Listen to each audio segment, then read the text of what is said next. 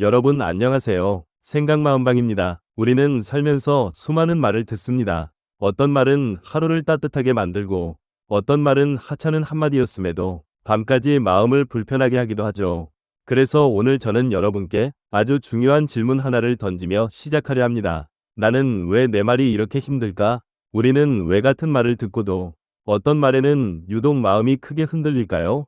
그 이유는 단순히 상대가 거칠게 말해서가 아닙니다. 우리 마음속에는 각자 고유한 감정의 자극점이 있고 그 지점을 건드리는 말이 나오면 그 말의 크기와 상관없이 우리는 깊게 흔들립니다. 특히 60대 이후의 삶에서는 말의 영향력이 더 강해집니다. 관계가 좁아지고 내 삶을 돌아보는 시기가 되기 때문입니다.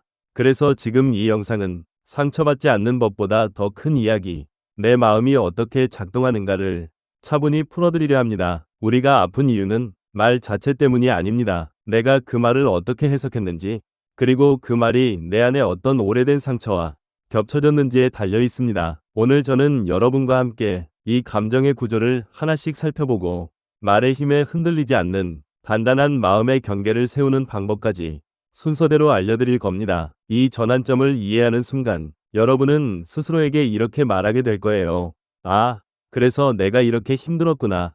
그리고 이제는 덜 흔들릴 수 있겠구나. 오늘 이 이야기는 여러분의 남은 인생을 조금 더 가볍게, 조금 더 편안하게 만들어줄 마음 정리의 시간이 될 것입니다. 이 콘텐츠가 여러분께 도움이 된다면 혹시 주변에 마음이 지친 분들, 자녀나 친구, 지인분들에게도 요거 한번 들어보면 좋겠다 하고 따뜻하게 추천해 주시면 감사하겠습니다. 그리고 구독과 좋아요, 알람 설정은 제가 이 마음 콘텐츠를 꾸준히 이어갈 수 있는 가장 큰 힘이 됩니다. 여러분의 작은 클릭 하나가 제겐 큰 응원입니다. 고맙습니다. 그럼 본격적으로 시작해 볼게요. 우리는 누군가의 말이 힘든 이유를 그 사람의 말투, 태도, 성격 때문이라고 생각합니다. 물론 어느 정도는 맞습니다. 하지만 진짜 핵심은 나에게 있는 자극점 때문입니다. 모든 사람은 마음속에 아주 민감한 감정의 단추를 가지고 있습니다. 누군가는 무시당하는 느낌에 약하고, 누군가는 비난받는 느낌에 예민하고, 누군가는 버려질까 두려운 마음에 취약합니다. 말이 우리를 아프게 하는 이유는 상대가 나쁜 말을 해서가 아니라 그 말이 내 안에 오래된 상처를 정확히 건드리기 때문입니다. 예를 들어볼까요? 자녀가 이렇게 말한다고 가정해봅시다. 엄마, 왜 그렇게 예민해? 그냥 넘어갈 일 아니야? 이 말이 어떤 부모에게는 그냥 지나갈 수도 있습니다. 그래, 내가 좀 예민했나 보네 하고 넘길 수도 있죠. 그런데 어떤 부모는 이 말이 가시처럼 박힙니다. 내가 예민한 사람인가? 나를 이해하지 못하는구나. 내가 잘못하고 있는 건가? 왜 이런 차이가 생기는 걸까요? 바로 감정의 자극점이 다르기 때문입니다. 심리학에서 말하는 핵심 원리, 상처는 외부에서 생기는 것이 아니라 내가 이미 가지고 있는 상처 위로 덧입혀질 때 생긴다. 자녀의 말, 배우자의 말, 친구의 말, 그 말 자체가 문제가 아니라 그 말이 내 약한 부분과 연결되어 있을 때 우리는 유독 더 크게 상처를 받습니다.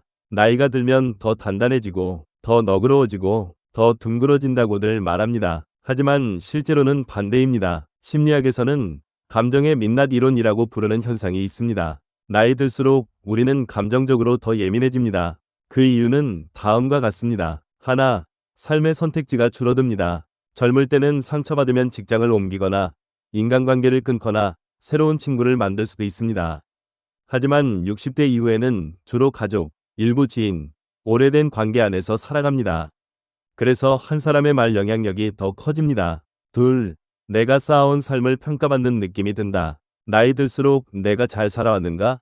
를 자주 생각하게 됩니다. 그때 누군가의 말은 평가처럼 들립니다. 셋, 마음의 회복력이 떨어진다. 20대는 누군가의 말에 상처받아도 금방 잊어버립니다. 하지만 60대는 감정의 회복 시간이 오래 걸립니다. 넷, 관계가 좁아진 만큼 한 사람의 말이 큰 비중을 차지한다. 특히 자녀의 말은 너무나 강력합니다. 오랜 정성과 희생, 시간과 마음을 들였기 때문입니다. 그래서 시니어가 되면 작은 말도 마음에 크게 남습니다. 이건 유난스러움이 아니라 자연스러운 심리의 흐름입니다. 우리가 말을 들을 때는 그 말만 듣는 것이 아닙니다. 그 말에 얹혀있는 관계의 역사 전체를 듣습니다. 예를 들어 배우자가 그냥 좀 가만히 있어봐라고 말했을 때 그 말은 단순한 지시가 아닙니다. 그 말에는 30년, 40년의 결혼 생활에서 느꼈던 감정들이 덩어리째 묻어나옵니다. 그래서 같은 말도 초면인 사람이 말하면 괜찮지만 가까운 사람이 말하면 아픈 것입니다. 이것을 심리학에서는 관계의 그림자 효과라고 부릅니다. 예를 들어 자녀가 이렇게 말한다고 가정해 봅시다. 엄마는 왜 맨날 똑같은 얘기만 해? 이 말은 단순한 사실일 수도 있지만 마음에는 이렇게 들립니다. 나를 귀찮아하나? 내 존재가 부담스러운가? 내가 나이 들어가는 걸 부정적으로 보는 건가? 말은 짧지만 그 말은 우리의 마음의 관계 전체를 흔드는 파문을 남깁니다. 그래서 아픈 것입니다. 그래서 우리는 그 말을 잊지 못하는 것입니다. 같은 말을 두 사람이 듣고 한 사람은 상처받고 한 사람은 아무렇지 않은 이유는 무엇일까요? 바로 해석이 다르기 때문입니다. 예를 들어볼까요? 자녀, 엄마, 그건 그냥 엄마가 오해한 거야. 이 말을 들은 부모 A는 이렇게 해석합니다. 아, 내가 오해했구나. 다시 들어봐야겠다. 하지만 부모 B는 이렇게 해석합니다. 내가 문제라는 거지? 나를 무시하는구나. 같은 말, 완전히 다른 해석, 완전히 다른 감정 반응. 여기서 중요한 사실이 있습니다. 심리학적 핵심. 우리는 말 자체에 상처받지 않습니다. 우리는 내가 해석한 의미에 상처받습니다. 그럼 왜 해석이 다르게 만들어질까요? 이유는 딱 두 가지입니다. 첫째, 내가 오래 가지고 있던 마음의 상처. 둘째, 그 사람과의 관계의 역사. 해석은 누구나 다르게 합니다. 하지만 해석을 바꾸면 상처도 줄어듭니다. 생각의 번거로움도 줄어듭니다. 그래서 이 영상을 보시는 여러분께 꼭 말씀드리고 싶은 것은 말 때문에 힘든 게 아니라 해석 때문에 힘들다. 이걸 이해하는 순간 마음이 조금 가벼워지기 시작합니다. 말이 아프게 들릴 때는 대부분 그 말이 진실이라서가 아닙니다. 오히려 그 말이 내가 가장 두려워하는 영역을 건드렸기 때문입니다. 심리학에서는 이것을 정서적 경고등이라고 부릅니다. 예를 들어볼까요? 자녀가 이렇게 말합니다. 엄마는 맨날 걱정만 해. 이 말이 찌릿하게 아프다면 그 말은 사실 여부와 상관없이 이런 메시지를 내 마음에 전달하고 있는 겁니다. 나는 걱정 많다는 소리를 듣기 싫다. 나는 아이가 나를 귀찮아하는 게 두렵다. 나는 좋은 부모로 보이고 싶다. 말이 아픈 것은 결함이 아니라 감정이 살아있다는 증거입니다. 그 말이 나를 흔든다는 건 그 주제가 나에게 아주 중요하다는 뜻입니다. 그래서 말이 힘들 때 이렇게 생각해보면 좋습니다. 아, 이 말이 아프구나. 그럼 내 마음속에 어떤 두려움이 있는 걸까? 이 질문 하나만 바꿔도 많은 감정이 가라앉고 상처의 성질이 달라집니다. 이제부터는 실질적인 이야기입니다. 나는 왜 내 말이 힘들까? 라는 질문을 그러면 나는 어떻게 덜 힘들 수 있을까? 로 연결해 보겠습니다. 하나, 관계의 친밀도 삼각형을 재정리하라. 모든 관계는 입구가 넓고 중간이 좁고 출구가 있는 삼각형 구조입니다. 하지만 많은 사람들이 잘못된 삼각형을 쓰고 있습니다. 즉, 대상은 내 마음 깊숙한 안쪽에 두고 있으면서 그 사람에게는 아무 경계도 두지 않는 구조입니다. 특히 자녀에 대해 이 구조가 심합니다. 가까운 사람이어서가 아니라 경계가 없어서 그 말이 더 아픈 것입니다. 친밀한 관계일수록 경계가 더 필요합니다. 둘, 말 전체를 듣지 말고 핵심 의도만 분리해라. 60대 이후의 가장 큰 특징은 말을 전체 맥락이 아니라 감정적인 부분만 크게 듣는다는 점입니다. 그래서 말할 때, 들을 때 이렇게 스스로에게 물어보면 좋습니다. 지금 이 사람이 말하는 핵심 의도는 무엇일까? 감정은 잠시 넣어두고 사실만 다시 보면 뭘까? 이 두 질문은 감정의 파도를 즉시 낮춥니다. 상대의 말은 상대의 심리다. 상대의 말은 내가 어떤 사람인지가 아니라 상대가 지금 어떤 상태인지를 말해주는 경우가 많습니다. 자녀가 말이 거칠다면 삶이 바쁘구나, 지금 여유가 없구나, 내게 낯선 말이 나온 건 그만큼 힘들다는 뜻이겠지. 그 말을 상대의 상태로 해석하는 순간 말의 파괴력은 현저히 떨어집니다. 대답하지 않는 것도 성숙한 반응이다. 반박하거나 설득하려고 하거나 억울함을 설명하려고 하는 것은 대부분 상황을 악화시킵니다. 가장 강력한 기술은 대답을 하지 않는 것, 말의 여파에 시간을 주는 것입니다. 말이 폭발적일수록 반응은 천천히. 이것이 고급 심리 기술입니다. 자녀의 말은 특별합니다. 그 말은 단순한 말이 아닙니다. 그 말은 우리가 살아온 시간, 우리의 희생과 사랑, 우리의 자존감과 연결되어 있기 때문입니다.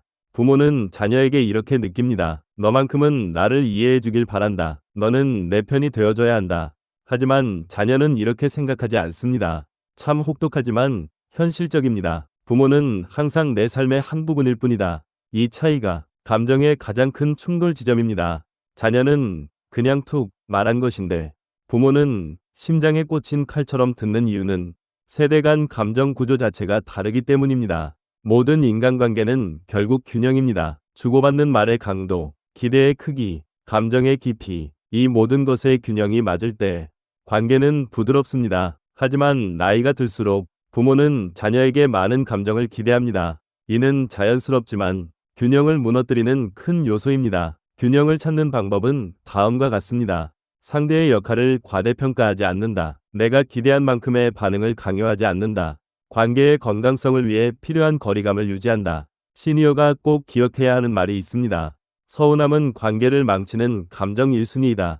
서운함을 조절하는 기술은 말의 해석을 조절하는 기술과 같습니다. 우리는 관계가 힘들면 상대를 바꾸려 합니다. 좀 말을 곱게 하면 좋겠다. 상대가 성숙해야 한다. 나도 따뜻한 말 좀 듣고 싶다. 하지만 관계 심리학의 결론은 단순합니다. 말의 고통은 상대가 아니라 내 마음 구조가 만들어낸다. 내가 마음을 단단히 세우면 세상 모든 말의 영향력은 줄어듭니다. 내가 변화하면 관계의 해석도, 감정의 무게도, 상처의 깊이도 모두 바뀝니다. 60대 이후의 삶은 몸의 정리가 아니라 관계의 정리, 감정의 정리, 마음의 정리의 시기입니다. 누군가의 말 때문에 힘들었다면 그건 삶이 나에게 준 메시지입니다. 이제는 가볍게 살아도 된다. 이제는 너의 마음을 보호해라. 이제는 너의 해석이 너를 괴롭히지 않게 하자. 오늘 우리는 왜 특정한 말이 유독 나를 아프게 하는지, 그리고 그 말의 진짜 힘은 상대가 아니라 내 마음 구조에서 비롯된다는 사실을 차분히 돌아보았습니다. 말은 순간이지만 그 말이 남기는 감정은 오래갑니다. 그리고 그 감정을 이해하는 순간 우리는 더 단단하고 부드럽게 살아갈 수 있습니다. 혹시 오늘의 이야기가 여러분 마음에 오래 담아두었던 짐을 조금이라도 내려놓게 해주었다면 그것만으로도 저는 참 감사합니다. 누군가의 말에 흔들리던 그 마음이 조금은 가벼워지고 조금은 자유로워지기를 진심으로 바랍니다. 생각마음방은 여러분의 남은 인생이 조금 더 편안하고 조금 더 고요하며 조금 더 단단해질 수 있도록 앞으로도 깊은 이야기, 따뜻한 마음 철학을 계속 나누겠습니다.